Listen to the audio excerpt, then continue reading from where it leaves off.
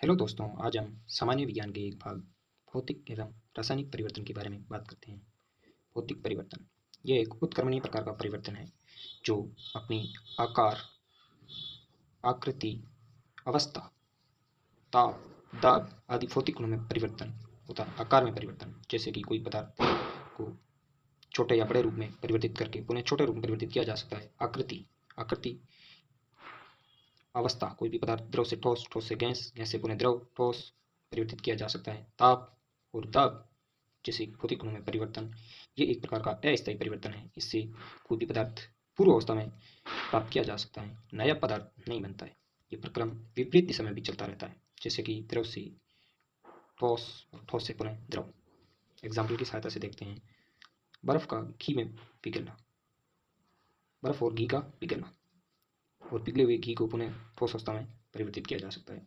लोहे से चद्दर बनाना, यदि लोहे को पीट कर चद्दर बनाई जा सकती है तो पुनः उसे पूर्व अवस्था में भी पीट कर प्राप्त किया जा सकता है। बल्ब का जलना, जलने के बाद बल्ब भी पूर्व अवस्था में आ जाता है।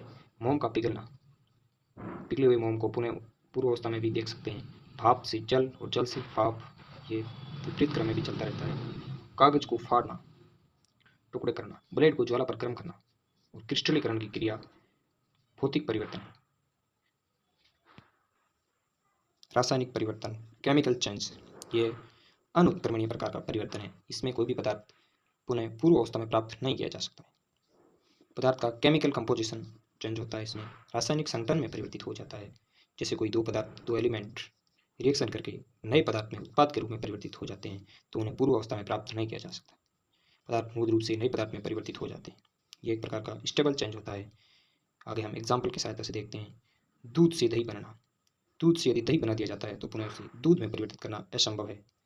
लोहे का जंग लगना, यदि लोहा, आयरन, ऑक्सीजन वायुमंडल में ऑक्सीजन के साथ क्रिया करके फेरस ऑक्साइड बना लेता है जो कि जंग होता है, तो पुनः उसे पूर्ववर्ती लोहे में परिवर्तित नहीं किया जा सकता। लकड़ी का जलना, यदि कोई लकड़ी जलने के बाद में राख में परिवर्तित हो जाती है तो उसे पुनः लकड़ी बनाना पॉसिबल नहीं है।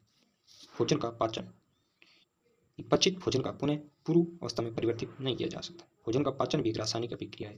प्रकाश संश्लेषण और श्वसन जैसी क्रिया भी रासायनिक परिवर्तन है। सेव का कटने पर भूरा होना, सेव में भी आयरन होता है।